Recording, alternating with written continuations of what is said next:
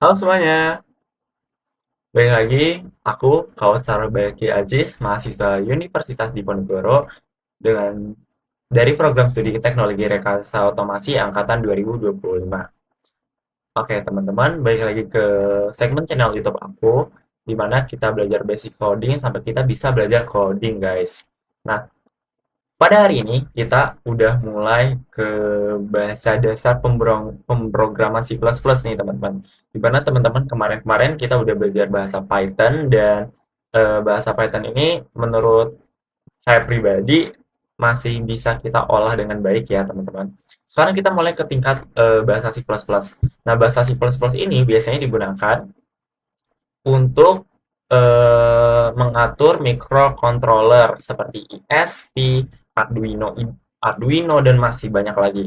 Jadi teman-teman stay tune terus. Mari kita ulik berikutnya. Nah, di sini saya sudah menyiapkan suatu website yaitu Tinkercad. Nah, Tinkercad ini adalah website di mana bisa 3D design, elektronik, dan coding. Di mana itu ideal untuk mengenalkan di mana teknologi seperti Arduino IDE dan lain-lain itu bisa disimulasikan di website Tinkercad ini. Mungkin perlu. Nah, nah di sini saya sudah menyiapkan satu sirkuit ya, Tinkerdesk.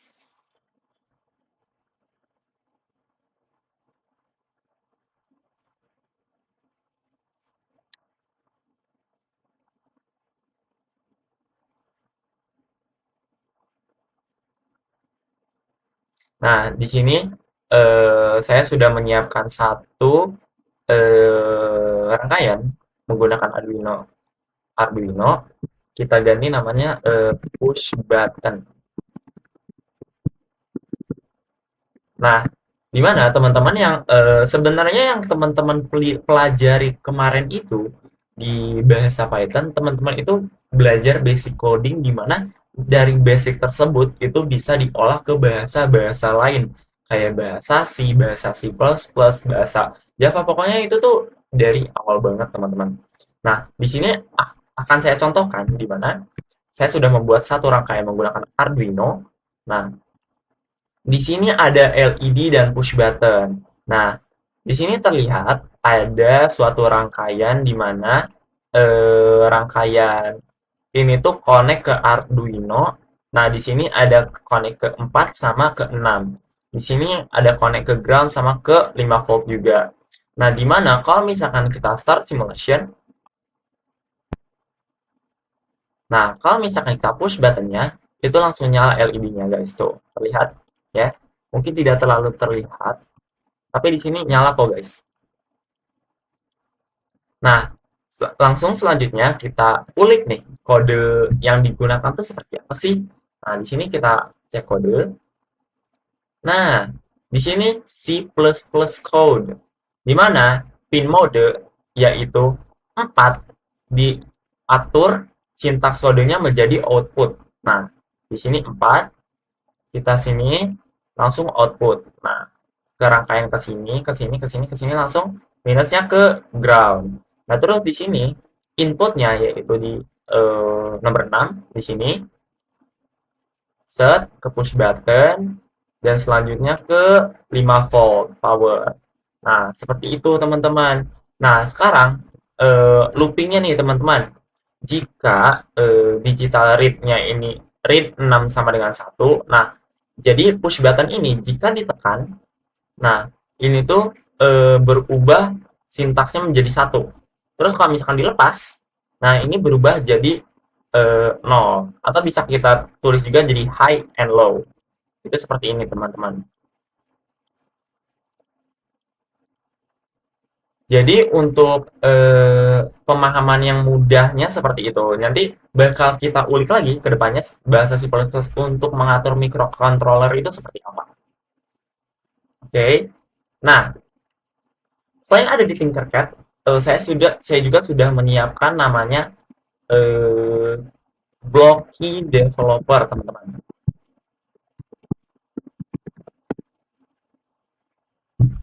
Nah, Blocky Developer itu dapat merujuk ke pengembangan yang menggunakan Blocky untuk membuat blok khusus untuk bahasa pemrograman visual. Jadi, hampir mirip sama Scratch, teman-teman. Pengembang yang membangun untuk editor blok WordPress atau pengembang blockchain yang mengerjakan aplikasi terdesentralisasi. Istilah ini juga dapat merujuk pada pengembang yang menggunakan fitur Block Store pada platform seperti Android untuk menyimpan data pengguna. Langsung kita tap aja nih, Blockly Dev sudah masuk nih teman-teman. Block by Block Developers. Nah, jadi Blockly ini tuh bisa membantu teman-teman untuk belajar coding mirip Scratch, teman-teman. Nah, di sini bisa kita lihat nih. Sebentar, bisa di zoom nggak ya?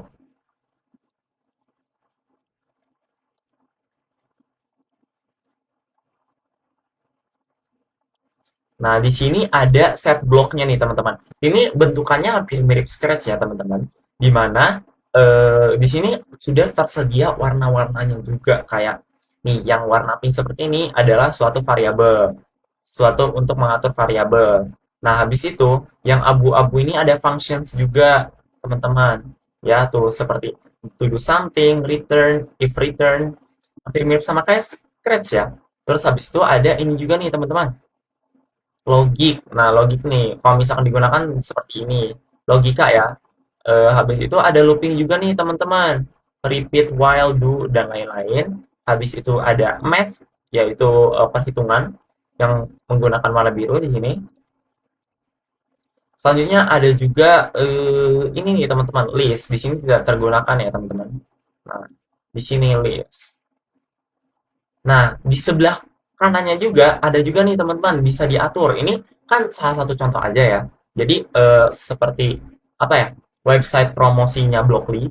Nah, di sini ada juga contoh yang menggunakan JavaScript, Python, PHP, Lua, Dart, dan masih banyak lagi.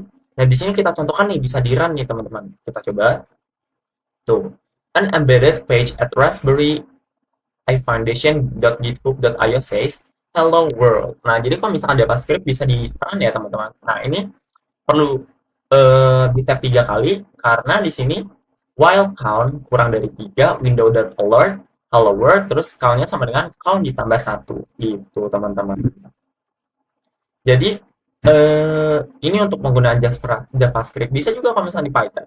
Nah, count sama dengan 1. Ini ada looping juga nih. While count kurang dari 3, print hello world, terus count sama dengan count tambah 1. Jadi nanti setelah print hello world, habis itu dan tambah 1, ditambah lagi ini menjadi 2, habis itu ditambah lagi jadi 3, nanti langsung stop lagi loopingnya. Gitu, teman-teman. Nah, ini Blockly ini hampir mirip dengan Scratch, jadi teman-teman bisa belajar selain di Scratch bisa di Blockly juga. Jadi untuk penggunaan Blockly ini masih universal banget, teman-teman. Bisa Python, bahasa C, C++, JavaScript itu bisa teman-teman atur. Nah, untuk pembelajaran dasar C++ ini, mari kita ulik. Kita bakal belajar apa aja sih? Let's go. Nah, dasar pemrograman C++. Jadi, pada hari ini kita bakal ngulik pemrograman C++. Kita bakal belajar apa aja dan materinya apa aja. Mari kita ulik bersama-sama. Yang pertama, nah, proses pemrograman itu ada 3 nih, teman-teman. Yang pertama ada problem to solve, di mana ada suatu masalah. Jadi kita pecahkan itu bagaimana, teman-teman? Apa solusinya? Apa cara yang paling tepat untuk menyelesaikan masalah tersebut? Jadi teman-teman bisa diuraikan pertama-tama kayak contoh kita pengen ada suatu aplikasi yang bisa menghitung geometri secara instan. Nah, jadi cara yang tepat itu bagaimana? Aplikasinya itu bagaimana gitu. Jadi yang pertama itu problem to solve dulu. Habis itu yang kedua ada penyusunan algoritma atau algorithm. Nah, setelah teman-teman pecahkan solusinya, problem yang sudah di solving, teman-teman bisa ulik algoritmanya itu seperti apa, teman-teman. Nah, setelah algoritmanya terselesaikan, habis itu teman-teman susun dulu nih algoritmanya sampai algoritmanya itu pas. Nah, bisa kita gunakan metode flowchart, teman-teman. Nah, metode flowchart ini menurut saya pribadi masih jadi salah satu metode paling apa ya, paling konkret untuk membuat codingan. Jadi tuh codingannya itu tersusun banget, guys. Jadi menurut saya menggunakan flowchart itu sangat penting gitu ya untuk membuat suatu algoritma pemrograman. Nah, setelah algoritmanya terselesaikan, balik lagi ke nomor 3, yaitu kita buat kodenya. Jadi kodenya bisa tuh teman-teman susun sesuai algoritma yang telah ditentukan seperti itu. Nah, selanjutnya proses pemrograman juga dipecah satu-satu, teman-teman. Jadi di sini ada satu kotak besar di mana ini analoginya ada suatu pemrograman di mana pemrograman ini eh, dari ide atau ekspektasi teman-teman akan dibuat seperti apa. Nah, setelah terbuat dari satu ide itu, kita pecahkan lagi, kita menjadi kebagian-bagian kecil, yaitu ke sub pemrogramannya lagi. Habis itu, setelah dari kotak-kotak kecil itu, dibagikan lagi menjadi kodenya menjadi kecil lagi. Jadi supaya detail lagi, seperti itu, teman-teman. Jadi pada intinya pemrograman itu mengelompokkan menjadi kelompok-kelompok kecil sehingga pemrogramannya itu teratur, teman-teman. Ya, kita lanjut. Nah, konsep inti C++ itu kita bakal belajar apa aja nih. Nah, yang pertama ada variabel dan tipe data. Yang kedua ada input atau output. Yang ketiga ada struktur kontrol. Yang keempat ada fungsi. Yang kelima ada pointer. Yang keenam ada OOP. Dan yang ketujuh memori manajemen. Nah, konsep inti C++ ini adalah rangkaian yang bakal kita pelajarin ke depannya. Jadi teman-teman stay tune, buka catatannya. Mari kita belajar bersama-sama, teman-teman. Nah, di sini saya bakal ngasih tips juga kepada teman-teman. Di sini berlaku ke seluruh bahasa juga ya, teman-teman. Bukan C++ doang, tapi Python juga.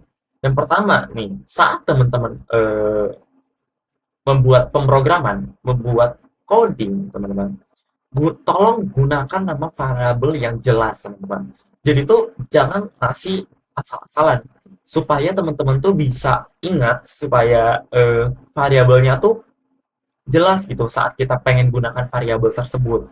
Selanjutnya, gunakan indeksasi yang konsisten. Jadi, suatu sintaks yang ada di pemrograman teman-teman tuh tolong gunakan secara kompleks, secara konsisten, ya. Jadi jangan sampai ada yang apa namanya, tertukar-tukar lah bahasa mudah dipahaminya gitu. Terus habis itu ada hindari kode yang berulang atau bisa kita singkat DRY, don't repeat yourself. Kan bisa kita pakai kode tersebut itu pakai looping. Kan bisa kodenya diulang tuh tidak secara manual. Kan ada yang namanya looping, teman-teman. Jadi teman-teman itu jangan sampai lah gitu mengulang kode-kodenya kayak gitu. Terus habis itu yang keempat, pisahkan kodenya dalam fungsi. Jadi kalau misalkan teman-teman membuat suatu pemrograman, jangan di utama misalnya ada suatu pemrograman. Nah, pemrograman ini langsung dari main langsung tidak mendefinisikan fungsinya, fungsi kodenya terlebih dahulu. Jadi itu tuh membuat pemrogramannya itu berantakan gitu. Yang biasanya saya lakukan saat membuat pemrograman di awal-awal itu biasanya saya pertama mengimport library-nya terlebih dahulu karena ini penting ya, teman-teman. Selanjutnya kita itu mendefinisikan suatu fungsi terlebih dahulu, kode-kode apa yang ingin digunakan. Setelah kode fungsi-fungsinya telah didefinisikan, barulah kita ke pemrograman utama. Pemrograman utamanya langsung kita panggil kode-kode yang ada dari fungsi yang telah kita definisikan, langsung kita susun, tetet, tetet, bla bla bla bla bla, langsung dieksekusi. Seperti itu, teman-teman. Terus selanjutnya, gunakan komentar seperlunya. Sebenarnya, gunakan komentar seperlunya ini teman-teman harus bisa eh, ingat juga sih. Kayak komentar itu nggak perlu banyak-banyak, komentar itu tuh seperlunya aja. Jangan sampai komentar ini malah lebih banyak dari pemrogramannya. Karena komentar ini yang bisa dipahami oleh para user, bahkan eh, user ini pas kita lihat diperlihatkan kodenya, itu tuh bisa menjelaskan program ini tuh untuk apa. Jadi seperlunya aja, jangan bertele-tele gitu loh teman-teman, supaya komentarnya ini tidak tertutup sama programnya gitu teman-teman. Selanjutnya ada gunakan konstan const untuk nilai tetap. Jadi di sini penggunaan perhitungan ya teman-teman. Jadi tolong gunakan nilai yang tetap. Selanjutnya yang paling terakhir, tolong buat struktur foldernya yang rapi dari path-nya, habis itu direct filenya, teman-teman tolong disusun yang rapi. Nah, biasanya yang saya lakukan itu dari eh, kode edit beberapa aplikasi kode editor itu mempunyai file direktorinya masing-masing. Nah, biasanya dari file direktorinya masing-masing ini bisa diatur mana yang bahasa Python, mana bahasa C++, terus habis itu tolong disusun. Pokoknya bisa disusun serapi mungkin sehingga memudahkan kita, para pemrograman, bisa mengatur dan mengambil hasil dari program tersebut. Paham ya? Kita lanjut. Nah, di sini ada materi lanjutan nih, teman-teman. Nah, yang pertama ada OOP atau Object Oriented Programming. OOP adalah paradigma pemrograman yang berfokus pada objek sebagai unit dasar untuk membangun perangkat lunak. Pendekatan ini mengorganisasi kode menjadi objek-objek yang saling berinteraksi yang merepresentasikan entitas dunia nyata dengan atribut atau data. Dan metode fungsi. Manfaat utamanya adalah membuat kode lebih modular, mudah dikelola, dapat digunakan kembali, dan lebih efisien untuk mengembangkan aplikasi yang kompleks. Selanjutnya ada STL.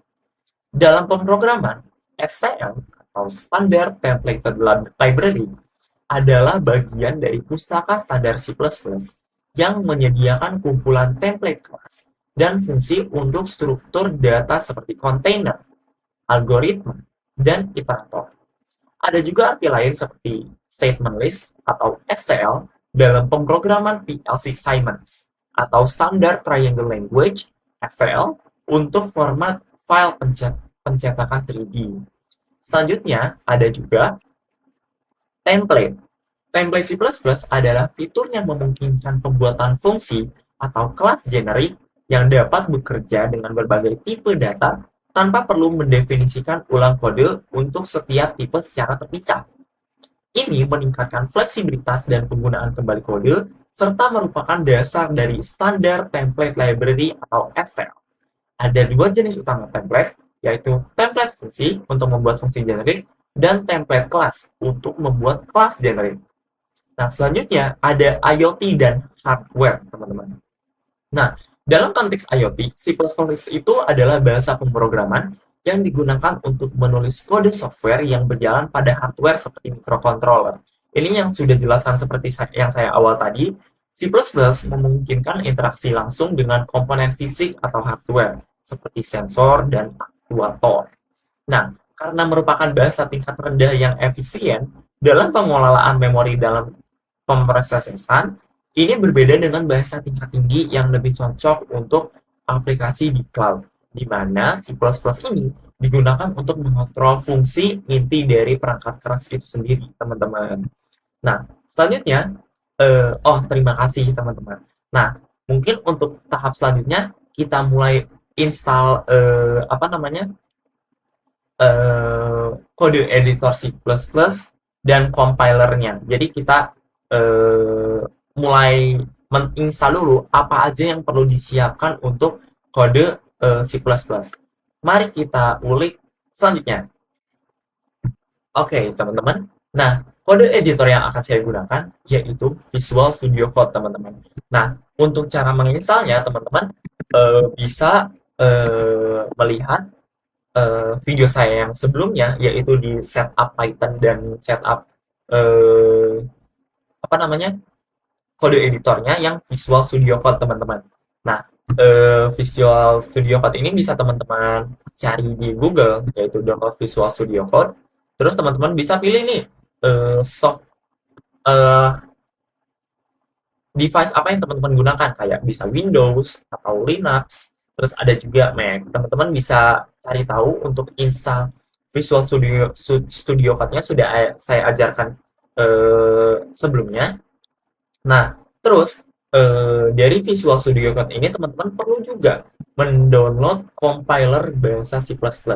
Nah, teman selain download compilernya juga teman-teman perlu install apa, pemrograman juga, maaf berbelit-belit. Teman-teman bisa search di sini, tulis C or C++,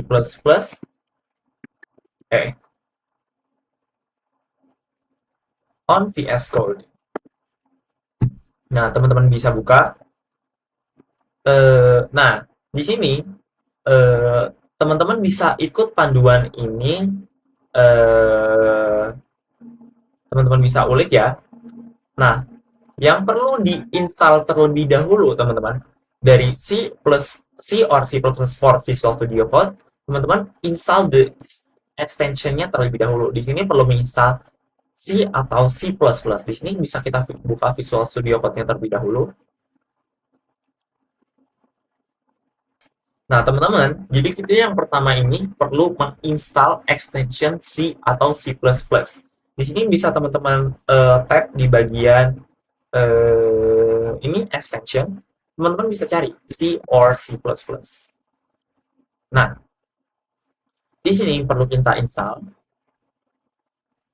Nah, ini masih proses installing. Terus, selain teman-teman download C or C++, teman-teman juga perlu namanya run kode runner, maaf. Nah, di sini teman-teman perlu install juga Trust Publisher and Install.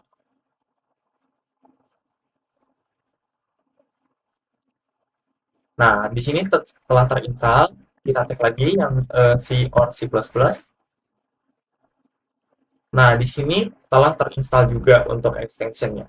Selanjutnya, set up your C++ environment. Nah, teman-teman, open new VS Code terminal window using CTRL plus Shift plus koma. Nah, di sini teman-teman bisa lewat terminal dan bisa lewat CMD juga atau komen. Nah, mungkin di sini saya akan menggunakan komen aja, teman-teman. Nah, di sini bisa copy kodenya, terus buka search, tulis CMD atau command prompt. Nah, di sini kita paste aja G++ version, kita enter. Nah, G++ is not recognized as an internal or external command, operable program or batch file. Jadi kita perlu mengatur environment-nya terlebih dahulu. Jadi mari kita ulik bersama-sama ya, teman-teman. Nah, di sini kita perlu install compiler bahasa C dulu nih, teman-teman. Ada MSVC, ada MinGW, GCC, Clang, dan masih banyak lagi ya, teman-teman. Nah, di sini untuk Windows itu ada MinGW nih, teman-teman. Nah, di sini kita bakal pakai MinGW. Lanjut.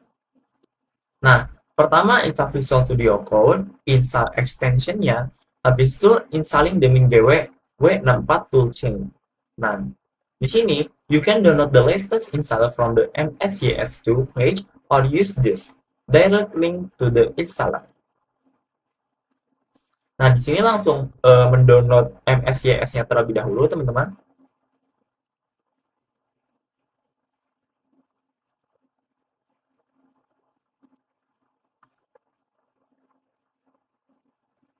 Nah, alhamdulillah cepat ya teman-teman.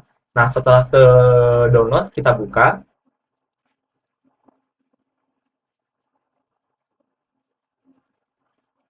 Nah, kita next aja. Nah, di sini please specify the directory where MSCS will be installed. Nah, ini sebenarnya bisa teman-teman bisa atur, cuma saya sarankan teman-teman default aja, oke? Jadi supaya tidak memusingkan teman-teman juga, kita next aja. MSCS 2, next. Nah, sekarang kita lagi installing MSCS 2-nya terlebih dahulu.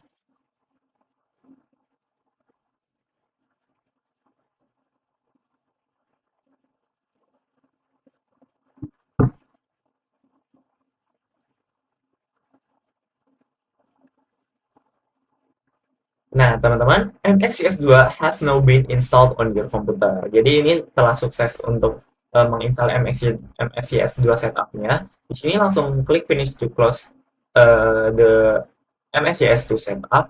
Kita run aja langsung, kita finish.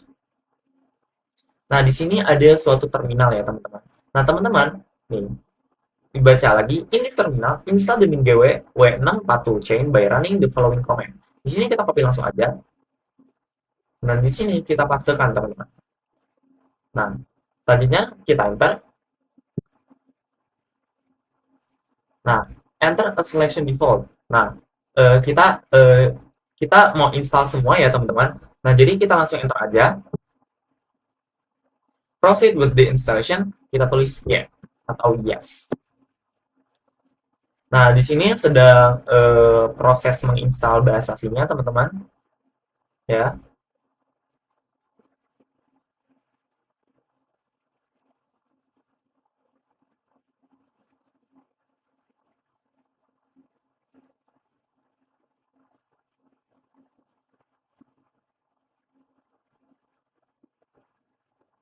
Jadi mungkin perlu beberapa waktu lagi ya, teman-teman. Jadi prosesnya mungkin agak lama, bisa teman-teman tungguin dulu. Nah, teman-teman, di sini telah sukses menginstal compiler C or C++-nya nih, teman-teman.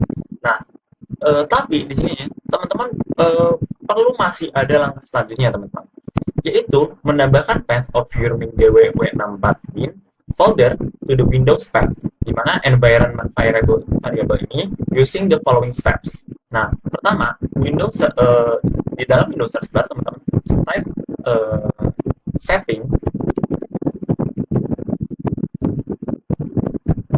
Nah, selanjutnya itu kita cari edit environment variables for your account. Cari environment.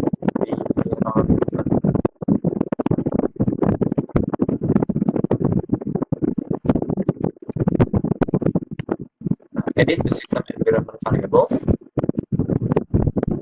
Nah, di sini kita environment variables, teman-teman. Nah, di sini kita klik path. Nah, ini kita pencet new. Nah, kalau misalkan teman-teman tadi menggunakan directory yang basic, teman-teman bisa copy bagian sini. Use the default setting above, then will be the di sini tinggal copy aja.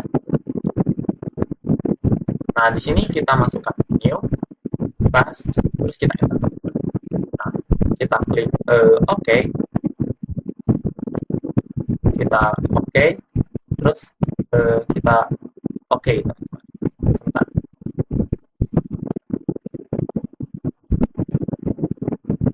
Kita OK, terus kita OK. Nah, selanjutnya slide OK dan slide OK, terus habis itu kita cek nih, teman-teman, MinGW installation-nya sukses atau tidak. Teman-teman bisa open a new command prompt and type. Nah, kita copy, kita buka command prompt tadi, ini kita pastekan aja. Nah, teman-teman, sekarang untuk mengecek compilernya telah keinstall atau belum, atau MinGW-nya udah keinstall apa belum, teman-teman bisa buka command prompt lagi. Nah, di sini bisa copy nih, teman-teman, bagian GCC, G++, GDB itu terserah. Teman-teman mau pilih yang mana, misal G++ version ya, teman-teman. Nah, di sini, nah, kalau misalkan ada tulisan seperti ini, artinya teman-teman telah sukses menginstal compilernya nih, teman-teman. Nah, oke, mungkin untuk tahap penginstalan compiler sudah selesai ya.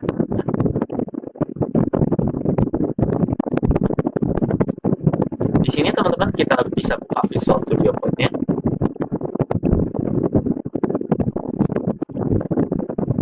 Nah, di new folder yaitu bahasa C.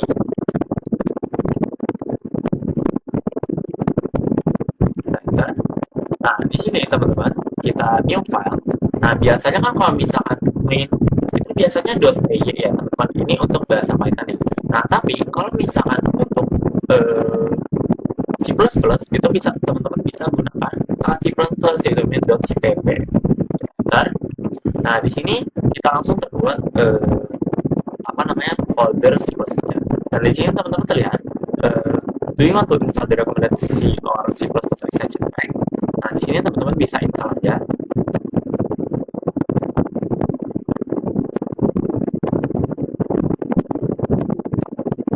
Nah, di sini sambil menunggu telah terinstall teman-teman, kita lanjut aja. Nah, sekarang kita coba pemrograman basic dulu. Kita coba print hello world. Di sini ada di bagian website Visual Studio Code tadi. Kita bisa tinggal copy aja. Itu di bagian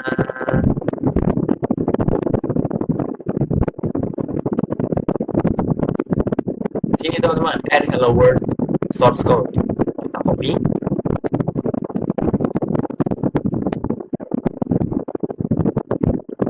Oke teman-teman, kita ulang lagi karena tadi error. Teman-teman bisa generate code-nya di sini. Nah, di sini kita coba running teman-teman. Run C or C++ file. Nah, teman-teman bisa pilih compilernya yang bebasnya mana ini C++ berarti ya. Nah, kita run aja teman-teman.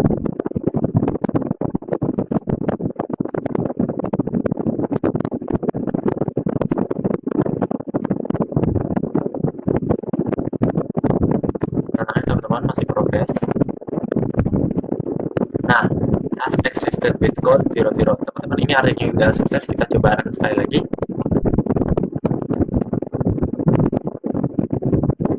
Hello C++ world for VS Code and the C++ extension. Nah, artinya teman-teman ini sudah sukses untuk menginstal dan mencoba satu pemrograman bahasa C++ yaitu print yang hello world dan lain-lain. Dan mungkin segitu saja dulu video dari saya untuk setting dan setup untuk pembelajaran bahasa C++ Visual Studio Code. Stay tune terus buat video aku berikutnya. Terima kasih yang teman-teman udah menonton video ini. Jangan lupa like, comment, share, dan subscribe. Dadah!